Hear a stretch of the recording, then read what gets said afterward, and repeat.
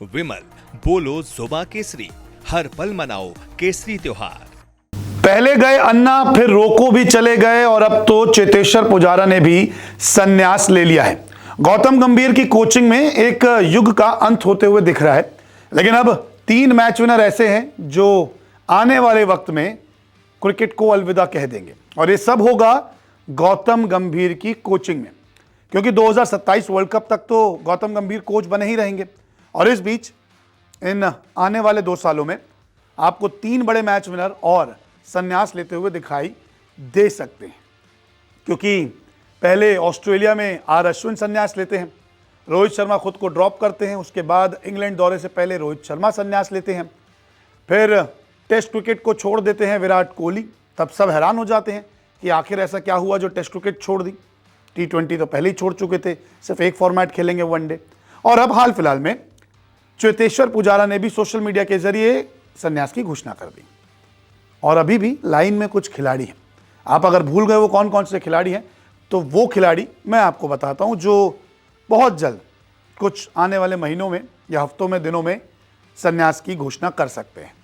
वो 3 खिलाड़ी कोई और नहीं बल्कि अजिंक्य रहाणे, ईशांत शर्मा और उमेश यादव है। जी हाँ, अब आप सोचेंगे कि वाकई ये संन्यास लेने वाले हैं क्या, इन्होंने अभी तक संन्यास नहीं लिया था?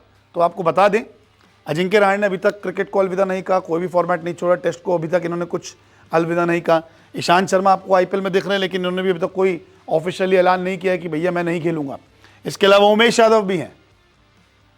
ये 3 वो खिलाड़ी हैं जिन्होंने अभी तक संन्यास का ऐलान नहीं किया, लेकिन ये बहुत जल्द संन्यास ले सकते हैं गौतम गंभीर के इस पूरे युग में, इस एरा में। वो क्यों, उसके पीछे ही कुछ वजह है, वो मैं आपको एक एक करके समझाता हूं। जैसे कि अजिंक्य रहाणे तो बल्लेबाज है, लेकिन हम गेंदबाज से शुरू करते हैं। ईशांत शर्मा का नाम क्यों आ रहा है इस लिस्ट में? देखिए, 36 साल के हो गए हैं ईशांत शर्मा इस वक्त। 2021 में आखिरी बार इंडिया के लिए खेले थे। 105 टेस्ट मैच भारत के लिए खेल चुके हैं। किसी भी फॉर्मेट में अभी ये हिस्सा नहीं है, ना चुना जा रहा है इन्हें, क्योंकि 2021 में जब आखिरी बार खेला तो अभी 4 साल हो चुके हैं, इनको कहीं नहीं चुना जा रहा। आईपीएल का लगातार हिस्सा बने हुए हैं। टेस्ट में 311 विकेट, वनडे में 115 विकेट और T20 में 8 विकेट अपने नाम के हैं। तो ये इनकी हिस्ट्री है। अब जब एक गेंदबाज 36 साल का हो जाता है, कहीं ना कहीं बॉडी ज्यादा जवाब नहीं देती। आईपीएल इसलिए खेल रहे 4 ओवर, इंपैक्ट प्लेयर है। अब टेस्ट क्रिकेट में 25-25, 30-30, 35 ओवर के स्पेल ये नहीं डाल पाएंगे, तो कहीं ना कहीं टेस्ट क्रिकेट को आप भूल जाइए।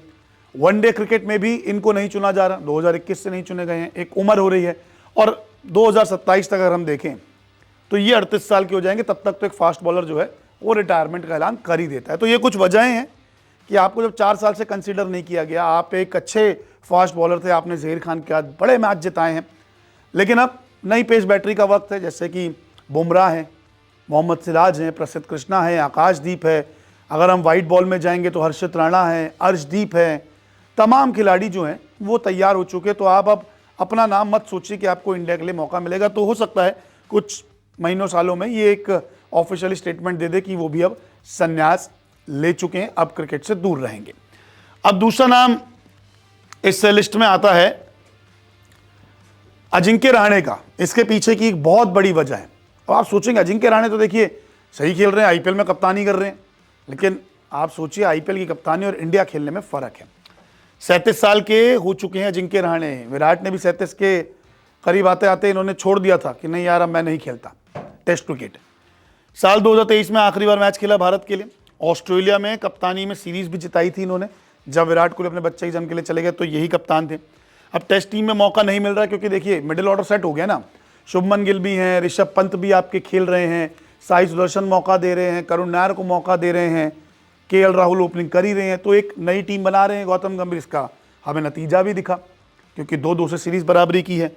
अब मुंबई की भी कप्तानी हाल फिलहाल में छोड़ी है इन्होंने। तो आप सोच सकते हैं कि ये क्रिकेट से दूर जा रहे हैं। क्रिकेट के अगर करीब होते मुंबई की कप्तानी नहीं छोड़ते। धीरे धीरे ये एक एक स्टेप ले रहे हैं और हो सकता है कि रणजी ट्रॉफी के सीजन के बाद ये कह दे कि अब मैं नहीं खेलता, अब मैं अपने बैक पैक करता हूँ और संन्यास लेता हूँ।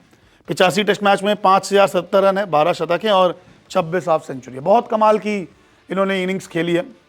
ऑस्ट्रेलिया में जब बड़े बड़े खिलाड़ी नहीं थे तो एक नेट्स वाली टीम कह सकते हैं, स्टैंड बाय खिलाड़ी कह सकते हैं, उनके साथ अजिंक्य रहाणे ने अपनी कप्तानी के दम पर ऑस्ट्रेलिया में सीरीज जिताई थी। तो कहीं ना कहीं ये अब संन्यास ले सकते हैं, बहुत वक्त से इन्हें मौका नहीं मिल रहा है टीम इंडिया में।